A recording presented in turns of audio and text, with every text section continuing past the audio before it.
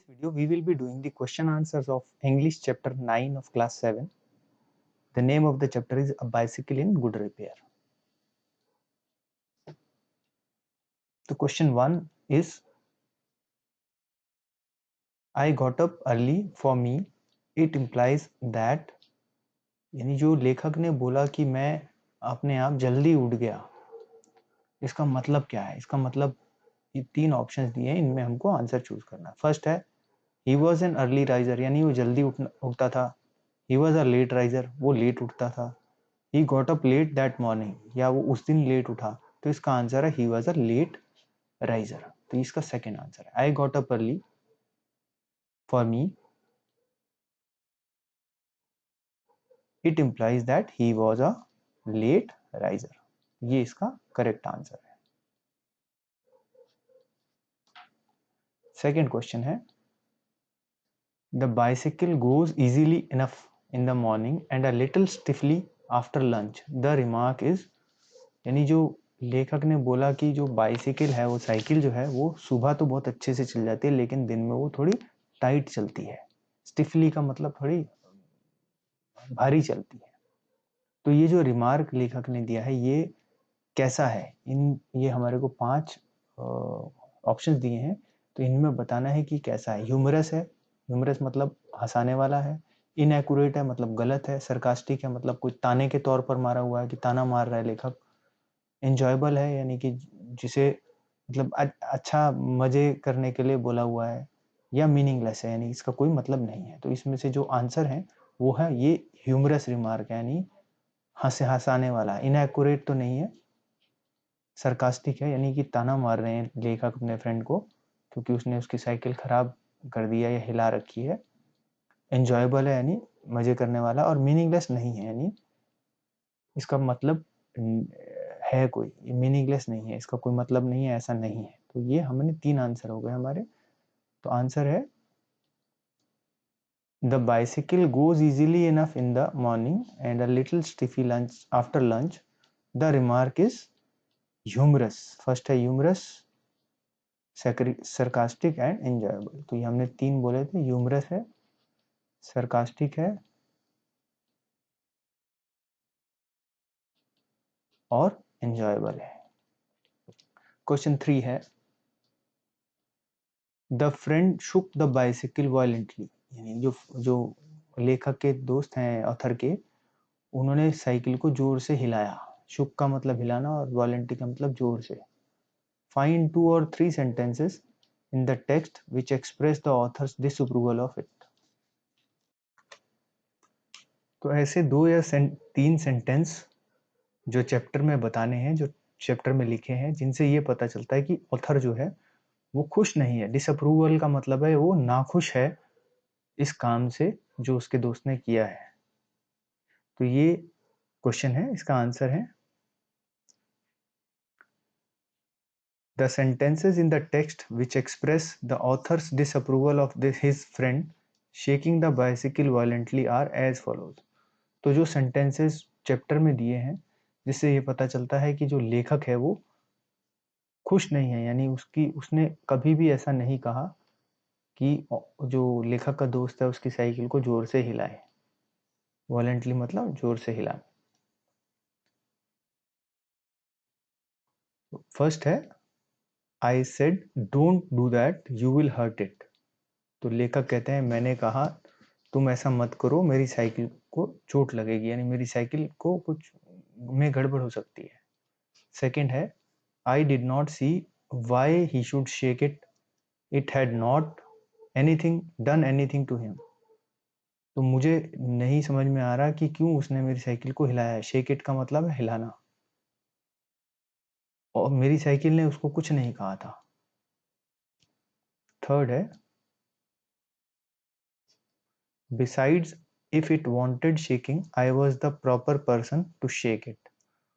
और अगर इसको हिलाना ही था साइकिल को, मैं सही आदमी था। I was the proper person, मैं सही आदमी था उसको हिलाने के लिए। I felt much as I should had he started whacking my dog. Whacking का मतलब होता है मारना, थप्पड़ मारना। गले पे जोर से मारना, पीठ पे। तो मुझे ऐसे ही बुरा लगा जैसे अगर मेरे डॉग को कोई वो मारना शुरू कर दे। तो ये इसका आंसर है। क्वेश्चन 4 है, if not it would make a serious difference to the machine, what does it refer to. तो उसमें लिखा है कि अगर नहीं हुआ तो जो ये मशीन है, साइकिल है, इसमें बड़ी समस्या आ सकती है। सीरियस डिफरेंस का मतलब कुछ बड़ा प्रॉब्लम आ सकता है। इसका मतलब क्या है? इसका मतलब है when the little ball bearings of the bicycle fell off, the author's friend told him to catch them. तो जब वो छोटी छोटी बॉल बियरिंग जो थे, जो छर्रे थे, वो साइकिल से निकल गए, तो ऑथर का जो फ्रेंड है उसने ऑथर को बोला, जो लेखक है उनको बोला कि इनको पकड़ लो। He said that if all the bearings of the bicycle were not present, it would make a serious difference to the bicycle. तो उसने कहा कि अगर ये सारे जो बॉल बियरिंग है, सारे जो छर्रे हैं, बियरिंग्स, ये अगर इनमें से कोई भी अगर इधर उधर हो जाएगा तो साइकिल में फर्क पड़ जाएगा, साइकिल थोड़ा सा गड़बड़ हो सकता है। Hence it refers to the absence of even a single ball bearing of the bicycle. तो इसका मतलब है कि अगर एक भी छर्रा, सिंगल बॉल बियरिंग, एक भी छर्रा अगर गिर जाएगा, एब्सेंस का मतलब अगर नहीं मिलेगा, तो उससे प्रॉब्लम हो सकती है। नेक्स्ट है वर्किंग विद द टेक्स्ट के क्वेश्चंस। क्वेश्चन 1 है, did the front wheel really vowel. क्या जो लेखक की बाइसिकल है उसका जो अगला पहिया था वो सही में हिल रहा था? वॉबल का मतलब होता है हिलना। व्हाट इज योर ओपिनियन, आपका क्या मानना है? Give a reason for your answer. तो अपने जो आप उत्तर देना चाहते हैं उसका रीजन भी दीजिए। No, the front wheel did not wobble. तो इसका आंसर है नहीं, जो अगला पहिया था, फ्रंट व्हील जो था, वो वॉबल नहीं कर रहा था, डिड नॉट वॉबल, यानी हिल नहीं रहा था। The author said that it did not vowel. जो लेखक हैं वो कह रहे थे कि ये नहीं हिल रहा है। There was nothing in it worth calling a wobble. और उसमें ऐसा कुछ नहीं लग रहा था। नथिंग वर्थ का मतलब है कुछ लगना, तो कुछ ऐसा नहीं लग रहा था कि वो हिल रहा है। However, after the author's friend was done with it definitely started to wobble. लेकिन जब जो ऑथर का दोस्त है, जो लेखक के दोस्त हैं, वो जब साइकिल को जब हिला लेते हैं अच्छे से, उसको खोल मोल के फिर दोबारा बंद करते हैं, तब वो वॉबल करना शुरू हो जाता है। डेफिनेटली का मतलब सच में शुरू हो जाता है वॉबल करना। वॉबल मतलब हिलना। नेक्स्ट क्वेश्चन है question 2, in what condition did the author find the bicycle when he return from the tool shed. तो जब ऑथर जो है, लेखक जो है, वो टूल शेड से वापस आए तो उनको अपनी जो बाइसिकल है वो किस कंडीशन में मिली? तो इसका आंसर है, when the author returned from the tool shed, he saw his friend sitting on the ground with the front wheel between his legs. तो जब ऑथर जो है, लेखक जो है, रिटर्न मतलब वापस आए टूल शेड से, तो उनका दोस्त जमीन पर बैठा था, सिटिंग ऑन द ग्राउंड, और उसका जो अगला पहिया था साइकिल का, फ्रंट व्हील था, वो उसके लेग्स के बीच में था, between his legs. He was playing with it, twiddling it around between his fingers. और वो खेल रहा था उसके साथ। ट्विडलिंग का मतलब होना हिल, घुमाना। तो अपनी फिंगर्स में वो घुमा रहा था उसको, अपनी उंगलियों से, वो जो फ्रंट व्हील था उसको। And the remnant of the machine was lying on the gravel path beside him. और जो रेमनेंट बोलते हैं, जो बाकी बचा हुआ हिस्सा था साइकिल का, मशीन मतलब जो साइकिल थी, वो जमीन पर गिरा हुआ था, lying on the gravel path beside him. जो रास्ता था रेत वाला, रेतीला रास्ता, उसके ऊपर पड़ा हुआ था।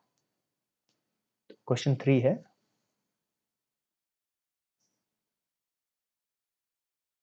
Nothing is easier than taking of the gear case.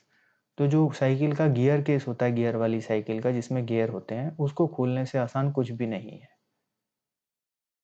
Comment on और contribute this sentence in the continue this sentence in the light of what actually happens.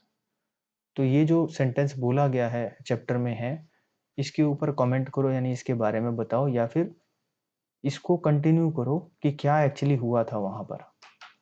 तो इसका आंसर है the author's friend wanted to check the chain of the bicycle. जो author का दोस्त था वो चाहता था कि वो साइकिल की चेन को चेक करे।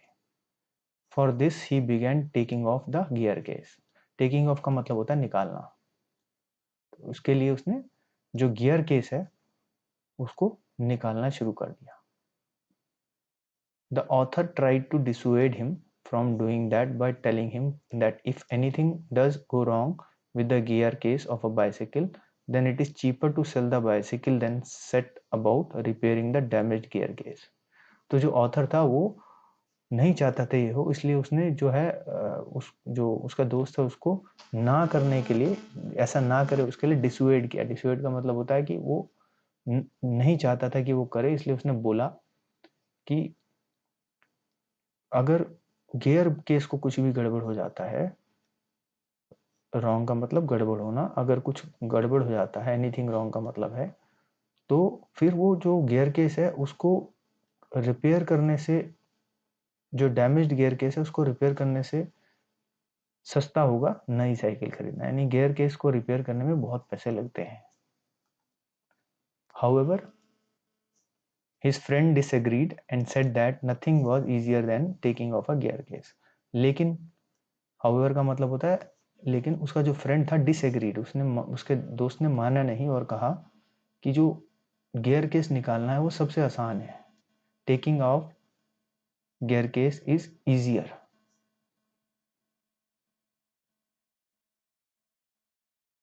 The author notes with sarcasm that his friend was indeed right.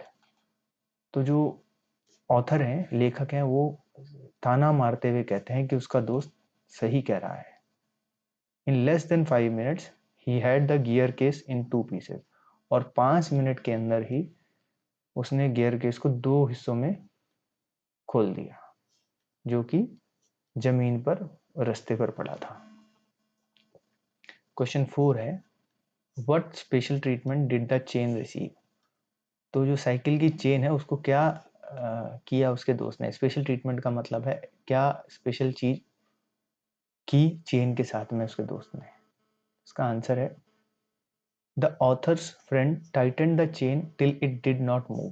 तो जो लेखक के दोस्त हैं उन्होंने टाइट किया चेन को, Titan the chain till it did not move का मतलब है जब तक वो चलना बंद नहीं होगी। Then he loosened it until it was twice as loose as it was before. और फिर उसने जब लूज करना शुरू किया तो इतना ज्यादा लूज कर दिया कि जब तक वो डबल लूज नहीं होगी, जैसे पहले थी उससे ज्यादा डबल लूज नहीं होगी।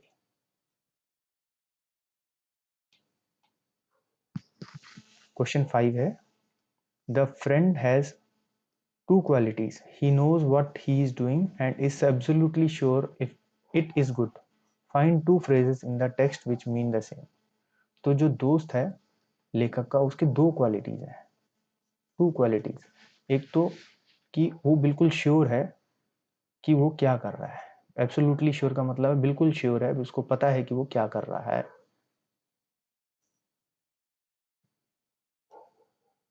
और दूसरा कि उसकी वो सही है।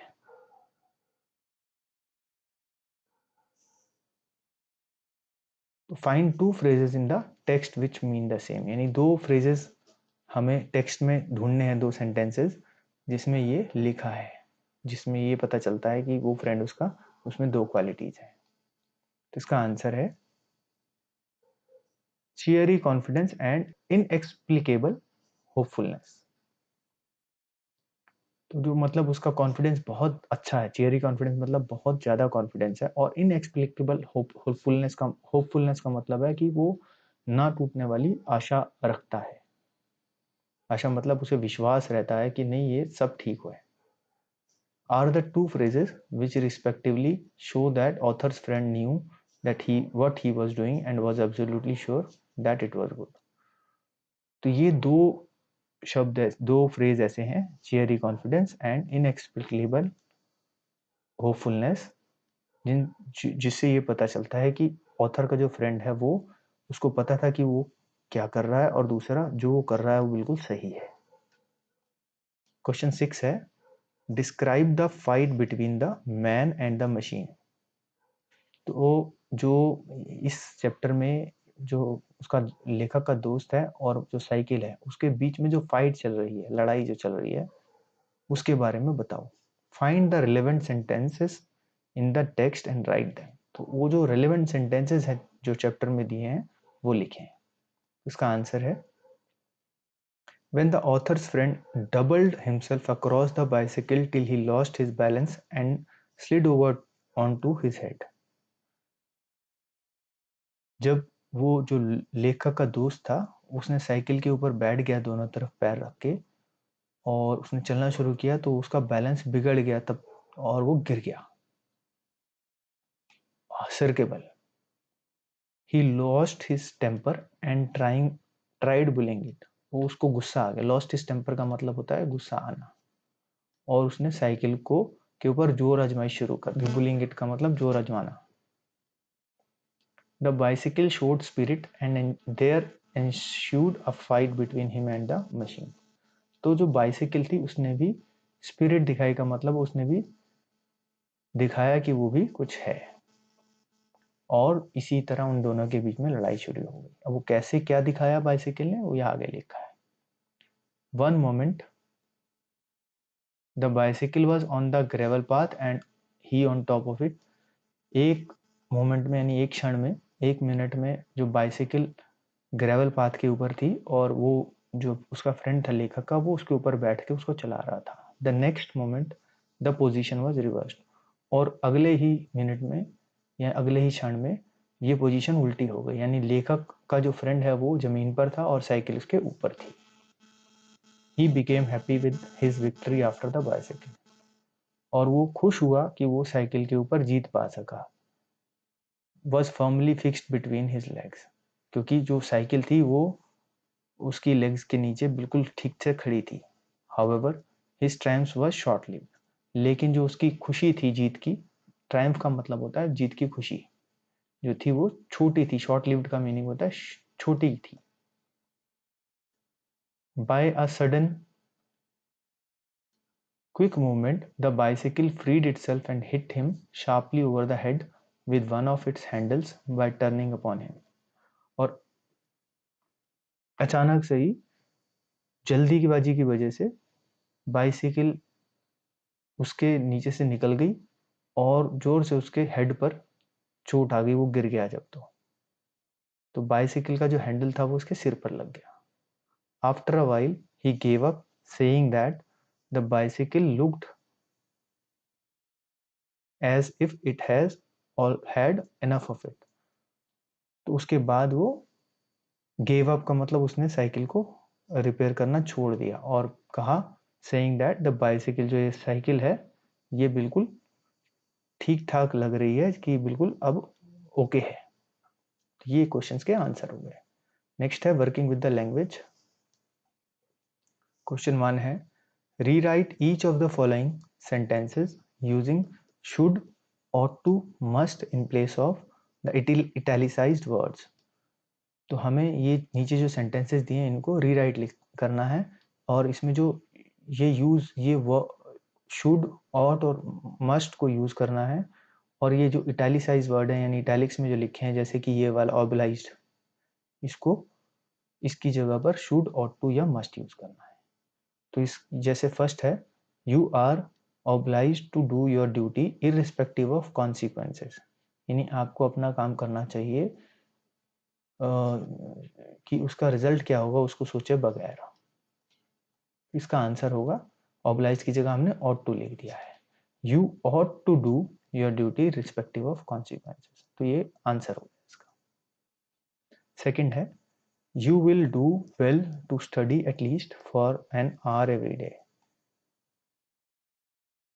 तो ये विल की जगह हमें कुछ और यूज करना है, क्योंकि ये विल इटैलिक्स में लिखा है, विल डू, तो इसकी जगह हम लिख सकते हैं you should try study at least for an hour every day. तो ये सेकंड का आंसर हो गया, तो हमने लिखा शुड। थर्ड है the doctor says it is necessary for her to sleep 8 hours every night.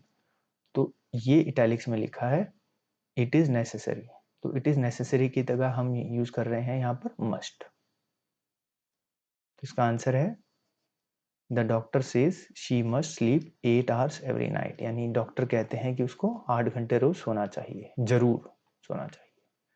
Fourth है it is right that you show respect towards elders and affection towards youngers. तो it is right जो italics में लिखा है, हमें इसकी जगह कुछ और वर्ड यूज करना है, तो हम यूज कर रहे हैं शुड। तो आंसर है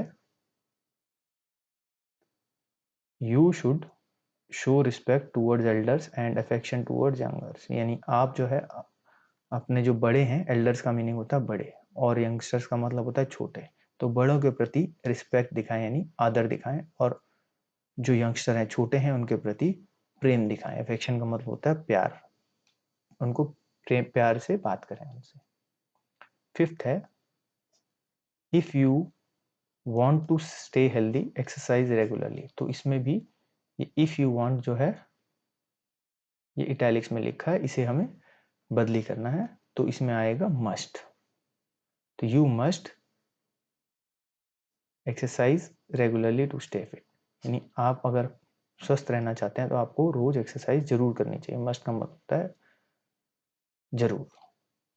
सिक्स्थ है it is good for you to take a walk every morning. आपके लिए अच्छा है कि आप रोज वॉक करें। तो इट इज गुड जो है ये इटैलिक्स में लिखा है, तो हमें इसको बदली करके कुछ और लिखना है, तो हमने यहाँ पर शुड लिख दिया है। तो इसका आंसर है you should take a walk every morning, यानी आपको सुबह वॉक करनी चाहिए रोज। सेवेंथ है it is strongly advised that you don't stand on your head. तो इसमें जो इट इज स्ट्रांगली एडवाइज्ड है ये इटैलिक्स में लिखा है, इसे हमने बदली करना है, तो हम क्या लिखेंगे, मस्ट लिखेंगे इसकी जगह। मस्ट का मतलब है जरूर। You must not stand on your head, यानी आप जो है अपने सिर के बल खड़े नहीं हो, ये आंसर है इसका। ऐसे ही एट्थ है as he has a cold it is better for him to go to bed. क्योंकि उसको ठंडा लगा हुआ है इसलिए उसके लिए अच्छा है कि वो सो जाए, तो इसमें है it is better for him, ये जो है ये इटैलिक्स में लिखा है, इसे हमने बदली करके इसकी जगह शुड या मस्ट यूज करना, तो यहाँ हमने शुड यूज किया है। तो हमने लिखा है answer as he has a cold he should go to bed, क्योंकि उसको सर्दी है उसे सो जाना चाहिए। तो ये क्वेश्चन 1 खत्म हो गया। क्वेश्चन 2 है use should must ought to properly appropriately in the following sentences. तो ये कुछ सेंटेंसेस दिए हैं, जैसे कि पहला है people who live in glass houses dash not throw stone. तो यहाँ पर आ जाएगा शुड, यानी जो लोग कांच के घरों में रहते हैं वो दूसरों के घरों पर पत्थर नहीं मारते। सेकंड है you dash wipe your feet before coming into the house specially during the rains, यानी आपको अपने पैर साफ करने चाहिए घर में अंदर घुसने से पहले, स्पेशली जब बरसातें होती हैं। यहाँ पर क्या आएगा, यहाँ पर आएगा ऑट टू, यानी आपको जरूरी अपने पैर साफ करने चाहिए। थर्ड है you dash do what the teacher tells you, यानी आपको वही करना चाहिए जो टीचर आपको बताते हैं, तो इसमें आएगा should, you should do what the teacher tells you. Fourth है the pupils were told that they dash write more neatly, जो शिष्य हैं जो स्टूडेंट्स हैं उनको बोला गया कि वो और साफ लिखें, तो इसमें आएगा should, the people were told that they should write more neatly. Fifth है sign in front of a park, you dash not walk on the grass. तो एक पार्क के आगे एक साइन बोर्ड लगा है, एक बोर्ड लगा है जिस पे लिखा है you dash not walk on the grass, यानी आपको घास पे नहीं चलना चाहिए। तो इसमें आएगा must. Sign in front of the park तो वैसे ही लिखा है you must not walk on the grass, यानी आपको घास पर नहीं चलना चाहिए। सिक्स्थ है you dash be ashamed of yourself having made such a remark. तो यानी आपको अपने जो जो आपने कहा है उसके लिए शर्मिंदा होना चाहिए, शर्म आनी चाहिए। अशेम्ड का मतलब होता है, तो इसमें आएगा should. You should be ashamed of yourself having made such a remark, कि आपने ऐसी बात बोली है उसके लिए आपको अपने ऊपर शर्म आनी चाहिए। योर सेल्फ का मतलब अपने आप, अपने ऊपर, और अशेम्ड का मतलब होता है शर्म। सेवेंथ है he left home at 9 o'clock, he dash be here any time. उसने 9 बजे घर से निकला था, वो आने वाला होगा कभी भी। तो ही शुड बी यहाँ पर आ जाएगा, he should be here any time, यानी वो पहुंचने वाला होगा, उसे यहाँ होना चाहिए किसी भी समय। एट्थ है whatever happen to the chocolate cake, how dash I know I have just arrive. Cake को क्या हुआ है मुझे क्या पता, मुझे कैसे पता चलेगा क्योंकि मैं अभी आया हूँ। आई हैव जस्ट अराइव्ड का मतलब अभी आया हूँ। तो हाउ शुड आई नो, यानी मुझे कैसा पता होगा। तो इसका आंसर है क्वेश्चन 3 है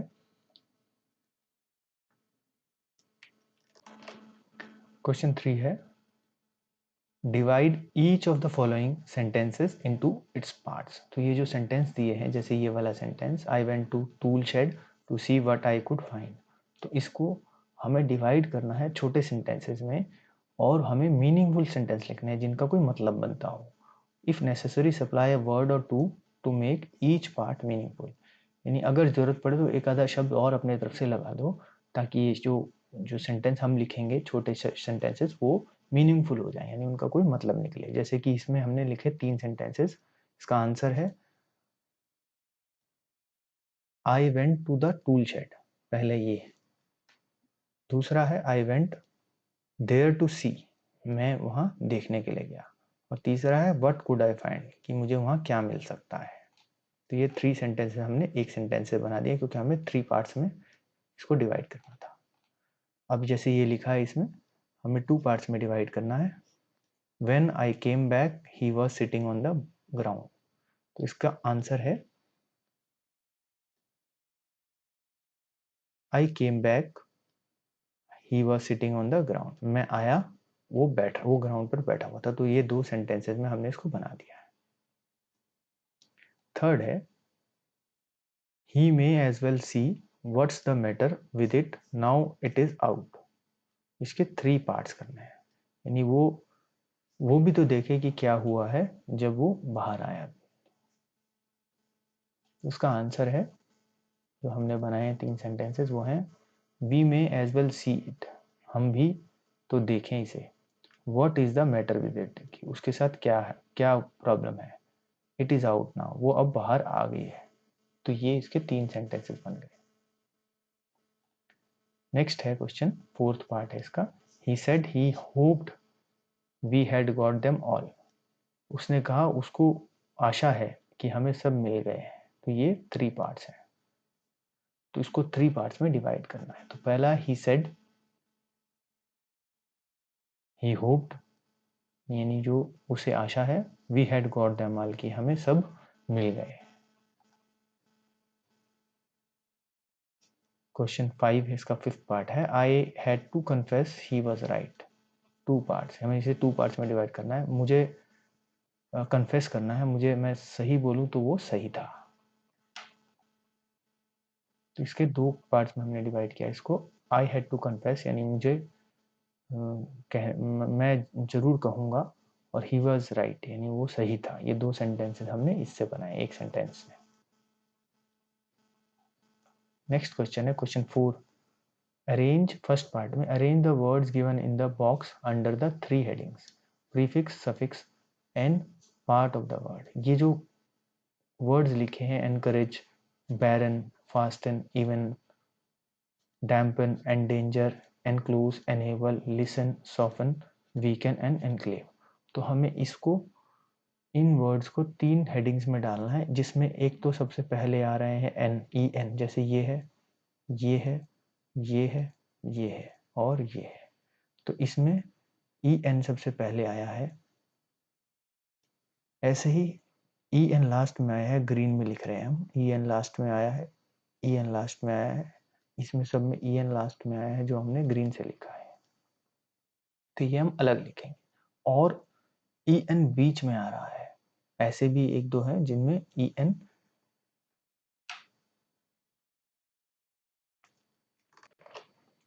क्वेश्चन 4 है, arrange the words given in the box under the 3 headings, prefix, suffix and part of the word.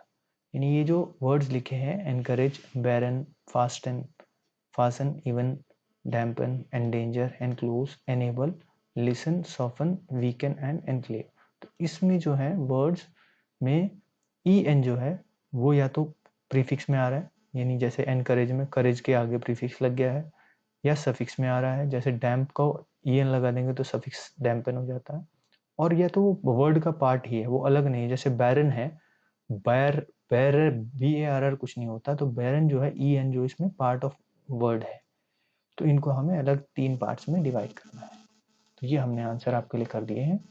जैसे कि जिसमें ई एन प्रीफिक्स है, एन करेज, करेज के आगे लग गया, डेंजर के आगे एन लग गया, क्लोज के आगे एन लग गया, एनक्लोज हो गया, एबल के आगे एन लग गया, एनेबल हो गया। ऐसे ही सफिक्स जो है, फास्ट के आगे ई एन लग गया, फास्टन हो गया, डैम के आगे ई एन लग गया, डैम्पन हो गया, सॉफ्ट के आगे लगा तो ई एन सॉफ्टन हो गया, वीक के आगे लगा तो वीकन हो गया। लेकिन ये जो वर्ड्स हैं, इसमें ये E N part of word है, इसमें ना तो प्रीफिक्स है ना सफिक्स है। जैसे कि बैरन है तो ई एन इसमें सफिक्स प्रीफिक्स नहीं है, जैसे इवन में भी ई एन है तो ये भी एक वर्ड है पूरा, और लिसन में भी पूरा वर्ड है।